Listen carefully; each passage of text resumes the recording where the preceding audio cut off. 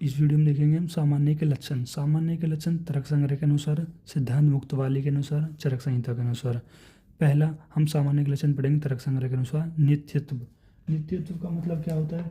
नित्यत्व का मतलब होता है जो नित्य है। नित्य कहने का मतलब है उनका सामान्य नित्य रहता है, मतलब वो हमेशा प्रेजेंट रहेगा। जैसे अब उदाहरण के तौर पे आप देख लो कि कोई मनुष्य है जो जीवित है या मरने के बाद है, उसका हमेशा मनुष्यत्व रहेगा। जैसे आप भी किसी अपने चाहने वाले को देखा होगा कि जब कोई एक्सपायर हो जाता है तो आप उसे कैसे याद करते हो कि वो इस तरह से था, कि उसको ऐसा काम करता था, तो वो नित्य है ना, तो उसका जो मनुष्यत्व है वो नित्य है। तो वही तो बोला, सामान्य हमेशा नित्य है, वो हमेशा प्रेजेंट रहेगा। और एकत्व। एकत्व का मतलब होता है सामान्य एक होता है। सामान्य क्या होता है? एक होता है जो एक जैसा भाव निर्माण करता है, एक जैसा भाव निर्माण करता है। जैसे अब मैं एग्जांपल दिखाऊँ आपको। जैसे एक गाय है, कि यहाँ पर काली गाय है, नीली गाय है, तो इन गायों में क्या चीज़ कॉमन है? इन गायों में चीज़ कॉमन है उनका गाय होना। गाय होना यानी जो इनकी जाति है वो चीज़ इनमें कॉमन है, तो वो एक ही चीज़ तो कॉमन, वही तो एक। तो अब सामान्य एक होता है, एक जाति या वर्ग के सभी व्यक्तियों को एक सामान्य होता है।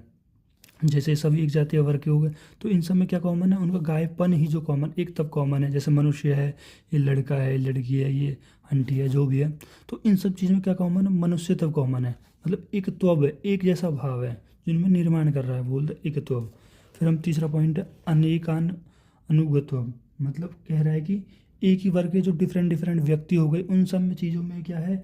उन सब चीज़ों में सामान्य होता है, वो सामवेश रहता है, प्रेजेंट रहता है। जैसे अब जैसे यही एग्जाम्पल ले लो गाँव का, कि यहाँ पर काली गाय हो गई, यहाँ पर सफ़ेद हो गई, नीली हो गई, तो इन सब में क्या प्रेजेंट? इन सामान्य प्रेजेंट है, मतलब इन्हें गौतम प्रेजेंट है। गौतम इन सभी गाँवों में प्रेजेंट है, तो इसको बोलते हैं गौतम। सामान्य एक ही वर्ग के विभिन्न व्यक्तियों में समाविष्ट रहता है, विभिन्न व्यक्तियों में समाविष्ट है। गौतम सभी गायों में समाविष्ट है। देखो, गौतम सभी गायों में समाविष्ट है, इसका यह अर्थ यह भी निकलता है कि एक व्यक्ति का सामान्य नहीं हो सकता, मतलब एक है उसका कोई सामान्य नहीं है, लेकिन जब वो बहुत सारे व्यक्ति है या बहुत सारी गाय है, तो उनका उनका आपने बोल दिया कि गौतम, ये सब चीज़ सेम ही रहेगी। ठीक है। अब पढ़ते सिद्धांत मुक्तावली के अनुसार, तो इनका सेम ही नित्य नित्य होना, अनेकों में समाविष्ट रहना, मतलब जो सामान्य है वो नित्य रहेगा, बहुत सारे में प्रेजेंट रहेगा और समवाय संबंध में रहेगा। अब चरक संहिता के अनुसार पढ़ते हैं।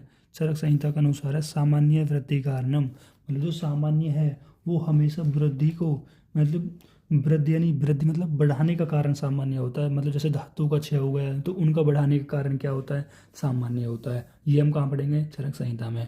ठीक है। और फिर इसमें है सामान्य अनेक त्वकर्म, मतलब जो एक त्वकर बुद्धि को उत्पन्न करता है, मतलब जो एक जैसा भाव निर्माण करता है, उसे भी क्या बोलते हैं? हम उसे बोलते हैं सामान्य।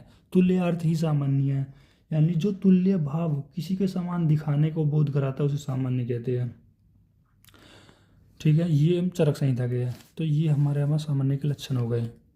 आपने बोला सामान्य वृद्धि कारण हमेशा चीज़ों को इंक्रीज कराएगा, और एक तो जो मैंने बताया था यहाँ पर एक तो कारण होता है, और चीज़ों में क्या हो? तुल्य करेगा, समान दिखाने का, मतलब समान उसके चीज़ को समान दिखाने का भाव जो उत्पन्न करता है वो भी सामान्य की तरह का है। अब हम पढ़ेंगे सामान्य के